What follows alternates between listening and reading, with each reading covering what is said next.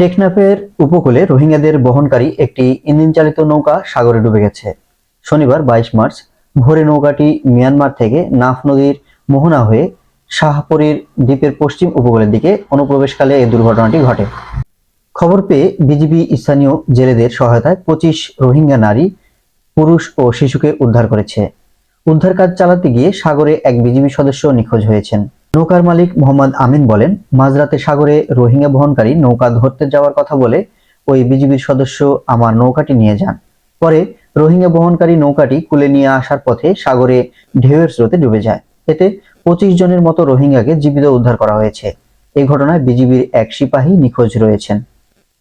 এ বিষয়ে টেকনাফ উপজেলা নির্বাহী কর্মকর্তা শেখ এহসান উদ্দিন বলেন, রোহিঙ্গা বহনকারী একটি নৌকাডুবির ঘটনা ঘটেছে বলে শুনেছি। এ বিষয়ে আমাদের আইন শৃঙ্খলা বাহিনী কাজ করছে। টেকনাফ 2 বিজিবি ব্যাটালিয়নের অধিনায়ক লেফটেন্যান্ট কর্নেল আশিকুর রহমান বলেন, ভোরে শাহপরীর দ্বীপের পশ্চিমপাড়া নৌঘাট দিয়ে রোহিঙ্গাদের একটি নৌকা অবৈধভাবে বাংলাদেশে অনুপ্রবেশের চেষ্টা করে। এ সময় তলা ফেটে নৌকাটি ডুবে যায়।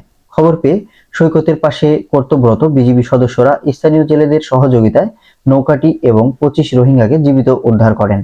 তিনি আরো বলেন, উদ্ধার কার্যক্রম চলাকালে একজন বিজিবি সদস্য সাগরে নিখোঁজ হন। তাকে উদ্ধারে কার্যক্রম অব্যাহত রয়েছে।